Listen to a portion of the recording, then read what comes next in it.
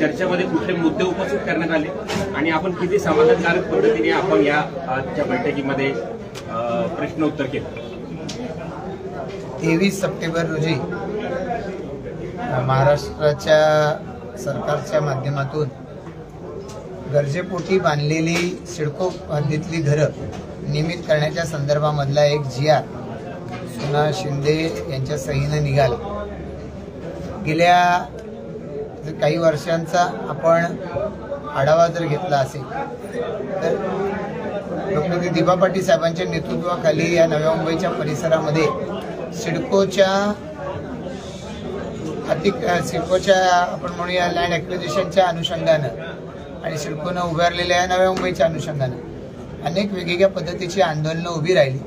सिडको या परिसरात आल्यानंतर या परिसरामध्ये डेव्हलपमेंटला लागलेला जो काळ आहे, डेव्हलपमेंटला लागलेला विलंब आहे, त्याच्यामुळं लोकांनी गरजेपोटी जी घरं बांधली त्यांना अनधिकृत ठरवून त्याच्यावर सिडको कारवाई करत होते.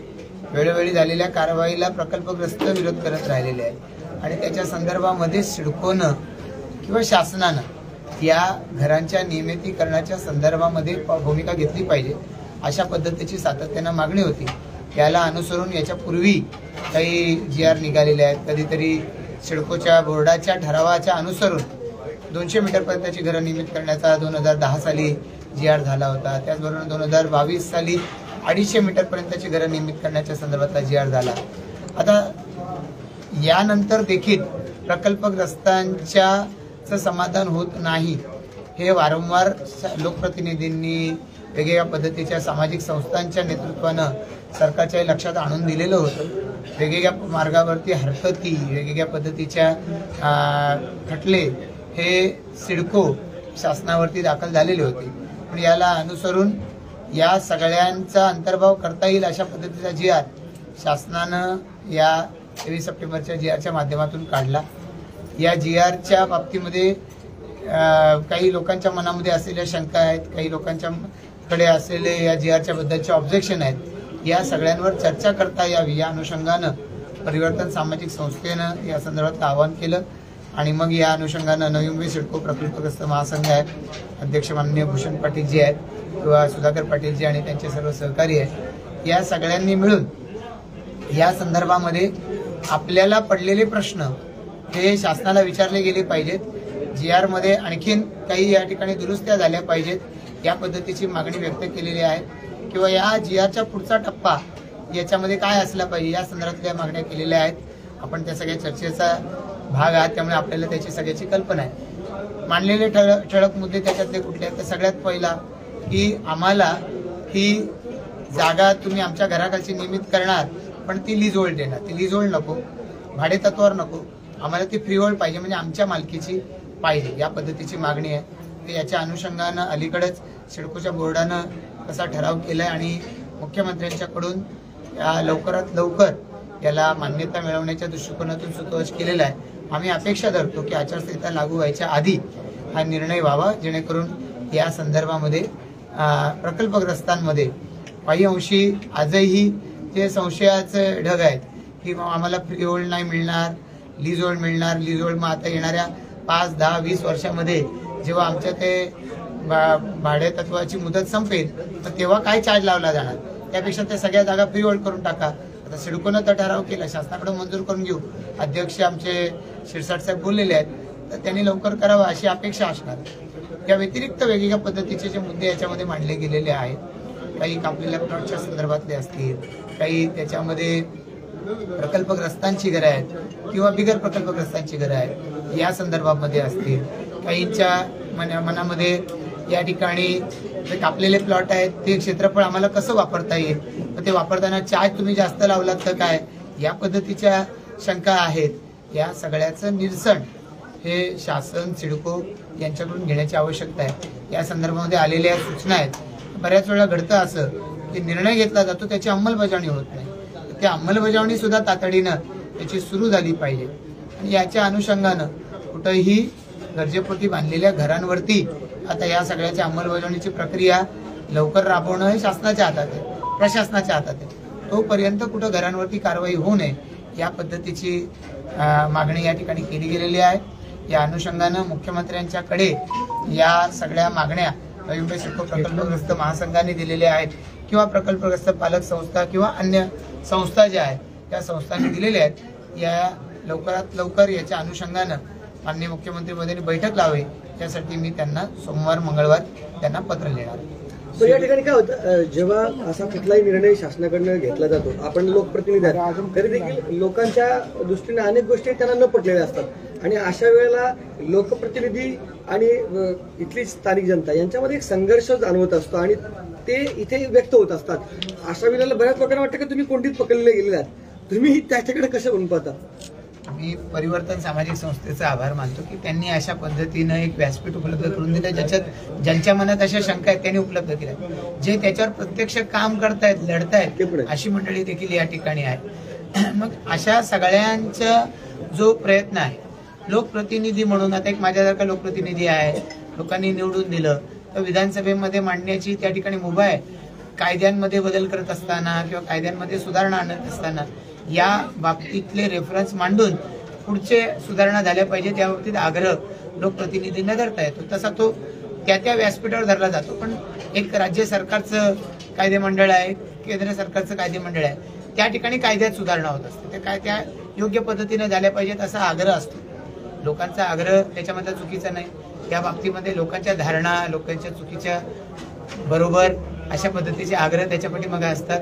लोकप्रतिनिधींच्या बाबतीमध्ये किंवा अशा संस्था, सिडको सारख्या संस्था, सरकार सारख्या संस्था, या बाबतीमध्ये दीर्घकाळ त्यांनी जे ऑब्झर्वेशन केलं त्याच्या आधी त्यांचं मत असतं. अलीकडच्या काळामध्ये सोशल मीडियातून व्यक्त होतात, कोणी प्रत्यक्षरित्या समोर येऊन व्यक्त होतात. आता त्या वेळेला त्यांनी मांडलेली मतं 100% बरोबर असतात असं नाही, पण ते त्या व्यक्तीचं मत आहे, त्या व्यक्तीला जाणवलेल्या ज्या त्याच्या ज्या भावना आहेत याचं निराकरण व्हावं त्याची तर निश्चित इच्छा आहे. आणि ती जर बहुसंख्याची मागणी असेल तर ती पुढे रेट नाही आमचं कर्तव्य आहे. त्यामुळे कोंडीत पकडला जाऊ दे किंवा तो मुद्दा पटू दे, दोन्ही मुद्दे मांडले पाहिजेत अशी माझी नेहमीची भूमिका आहे. सिडकोने गृहनिर्माणाला जास्त महत्व दिलं आणि गावठाण आणि शहरीकरण, गावठाण मागासलं राहिलं आणि विशेष म्हणजे शहरीकरणामध्ये सर्वांगीण विकास हा पाहायला मिळत नाही. कामोठ्याचं उदाहरण घेतलं तर सर्वपक्षीय मोर्चा हा महापालिकेवर नेण्यात आला.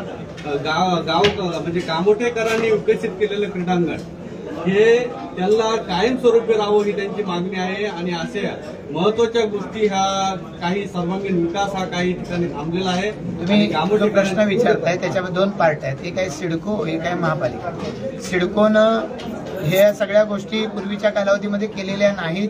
हे सिडकोच्याकडे वारंवार आम्ही लक्षात आणून दिले. लोकनेते दिबा पाटील साहेबांच्या नेतृत्वाखाली सिडको भवन बंद आंदोलन 3 दिवस केलं होतं. तिसऱ्या दिवशी त्यावेळेला मनुकुमार श्रीवास्तव सचिव होते, नगरविकास सचिव, त्यांच्याकडे 2 दिवस बैठका झाल्या. मग त्याच्या पुढे सलग 5-5, 6-6 तास बैठका झाल्या आणि त्यातून सिडकोच्या नाही राज्य सरकारच्या प्रमुख राज्याच्या नगरविकास सचिवाच्या आम्ही त्यावेळेला हे लक्षात आणून दिले होते. मनुकुमार श्रीवास्तव पुढे राज्याचेही सचिव झाले. त्यामुळे त्या वेळेला या गोष्टी सर्व प्रकल्पग्रस्तांच्या प्रतिनिधींनी, लोकप्रतिनिधी सिडकोकडे केलेल्या आहेत. फक्त तुम्ही घरं बांधून चालणार नाही, सामाजिक सोयी सुविधा दिल्याच पाहिजेत यासाठीचा आग्रह वारंवार त्याच्याकडे आम्ही सर्वांनी मिळून याच्यापूर्वी धरला. काही मान्य केले असतील, काही त्यांनी मान्य करून अंमलबजावणी मात्र केलेली नाही. तुम्ही जो विषय सांगता कामोठ्याचा, मैदान, लोकनेते दिबा पाटील साहेबांचं मैदान कामोठ्यामध्ये या ठिकाणी असलं पाहिजे. त्या ठिकाणी सिडकोनं महापालिकेनं मैदान प्लस दिव्यांगांसाठी शाळा असं आरक्षण टाकलंय, पण ते आरक्षण अन्य कुठल्या ठिकाणी ऍडजस्ट करावं.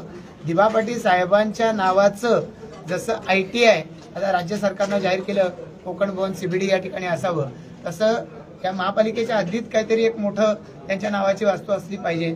हा सर्व ग्रामस्थांचा आग्रह मांडण्यासाठी महापालिकेला हे प्रतिनिधी भेटलेले आहेत. मी सुद्धा काल आयुक्तांना भेटलो, त्यांना मागणी केली आणि आयुक्तांनी या संदर्भामध्ये चर्चा करण्यासाठी वेळ द्यावी अशी मागणी मी केलेली आहे.